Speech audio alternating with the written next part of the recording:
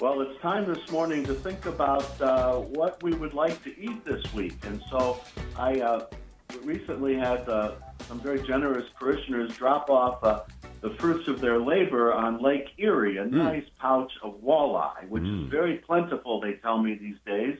So I thought I would go to the sea today.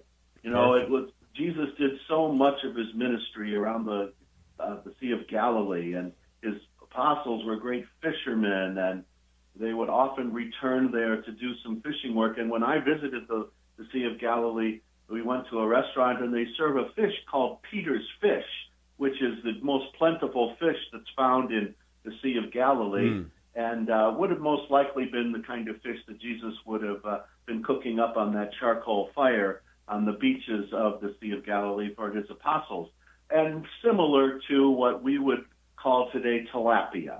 But we're going to because we live around the Lake Erie, we're going to look at what's most plentiful at the moment. Of course, beautiful fish from Lake Erie to eat are both Lake Erie perch and walleye. So I'm going to talk about how to prepare walleye in two different ways today.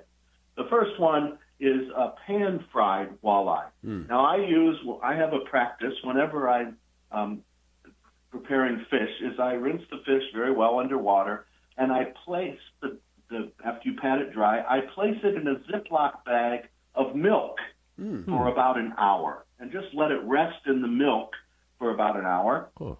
And then to do the pan frying, you need on the side to prepare what you're going to coat the fish with. And so I use a very simple coating, half flour, half spices.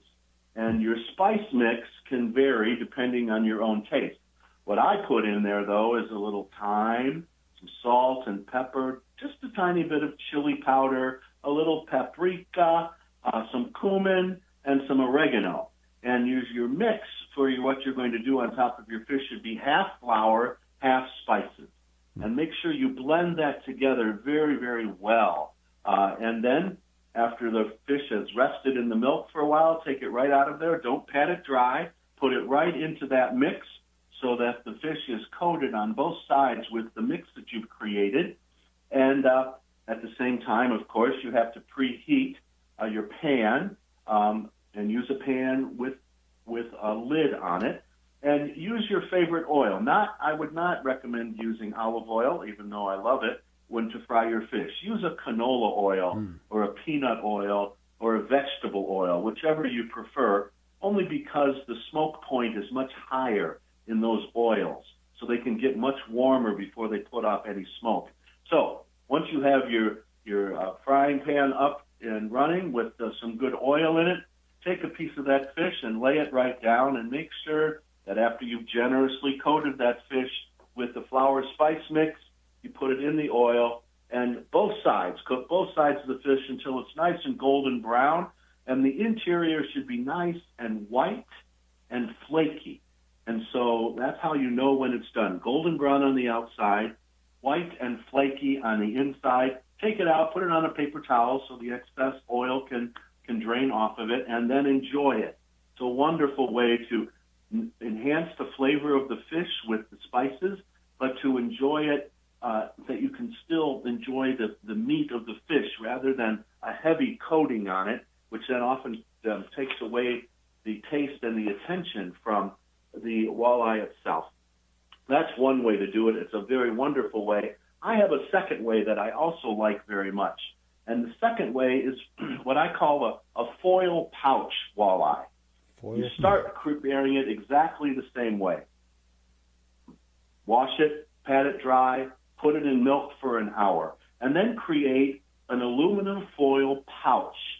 Put a pat of butter on the bottom of that, and then put some caramelized onions on the base of that foil pouch.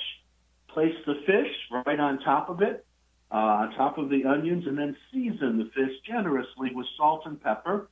And then cover the fish with red sweet peppers. You can buy them in the jar, slice them up, and place them on top of the fish along with some sun-dried tomatoes. And then finally, just drizzle a little olive oil over the entire contents of the pouch. Close the pouch up. Then you can cook it in multiple ways. I've done it on the grill before. If you want to prepare it outside. You can do it in your air fryer. It works very well if you have an air fryer, or a 350-degree oven. And depending on the size of the fish and the temperature of your cooking device, the pouch should be ready in about 15 minutes. Oh, wow. Open it up, and all those flavors are beautifully blended together.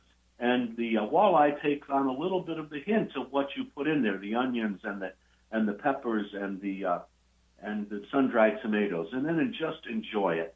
Enjoy it. It's absolutely delicious. Of course, put whatever kind of side dishes you like along with it. You want some potatoes, you want some fries, you want some rice, some other vegetables. But those are the two basic ways that I produce walleye. And living on Lake Erie, that's the way to do it. Enjoy it this time of the season, because my fishermen friends tell me it's very, very plentiful these days. Mm-hmm. And, of course, it is a difficult thing. I've always struggled with fish, so these help a great deal. Let me ask you about the foil pouch. Obviously, you can put that directly on the grill, and then I don't know how long you wait to flip it. But how do you do that in the microwave? You can't you don't touch it. You don't touch it. You don't flip it when you're doing a foil pouch. Oh, okay. Put it in the pouch and put it on the grill and leave it alone. Mm-hmm. No reason to flip it there. A couple things, Monsignor. You can flip. Go ahead. Yeah. No, go ahead and finish your thought. I'm sorry, I interrupted. Well, I would say you have to flip it when it's when you're doing the frying of it. But if you're going to do the pouch, don't flip it. Just leave the pouch closed tightly and let it cook. And you can't put the foil pouch in the microwave, can you?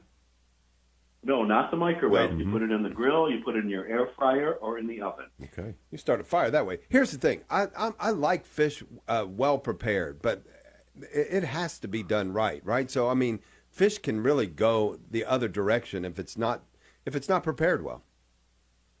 Well, I would say that oftentimes people do two things to fish that aren't good.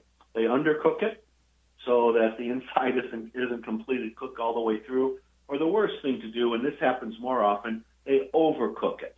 So there's nothing left of good taste in it at all. That's why when you create what's going to go on the outside of the fish, you don't want it to be too over plentiful, so that's all you taste is what you put in and not to enjoy the fish. So you want to be able to have a good balance there.